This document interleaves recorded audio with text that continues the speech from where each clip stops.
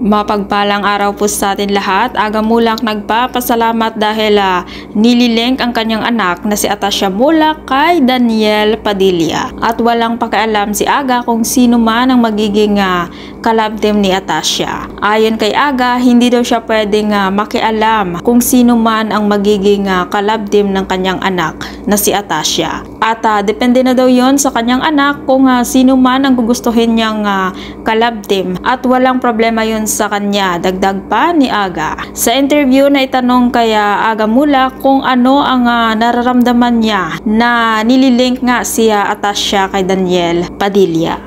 Ayon kay Aga Mulak, hindi niya daw alam yon, pero ngayon na alam niya na ay nagpapasalamat daw siya. At wala naman daw siyang mai-react doon at wala daw siyang kukontrahin kahit saan. Dahil bilang artista daw ay lumaki naman daw siya sa mga ganyan na love team. Lalo na daw nag-uumpisa pa lang ang kanyang anak na si Atasha, kaya kailangan daw talaga ng collab team. At lalo na kung maganda naman ang proyekto, kaya walang problema sa kanya. Dahil dyan talaga ng mga masayang-masaya na naman ang tagahanga ni Daniel Padilla dahil nung nakarang araw lang ay approve kaya Charlene Mulak na maging collab team ni Atasha si Daniel. At ito na naman si Aga Mulak ay walang problema din sa kanya na maging collab team si Daniel. At kung ikaw hindi pa nakasubscribe ng aking channel, mag-subscribe ka na sa aking channel, Ives K. Velasco. Maraming salamat at mapagbalang araw po sa ating lahat.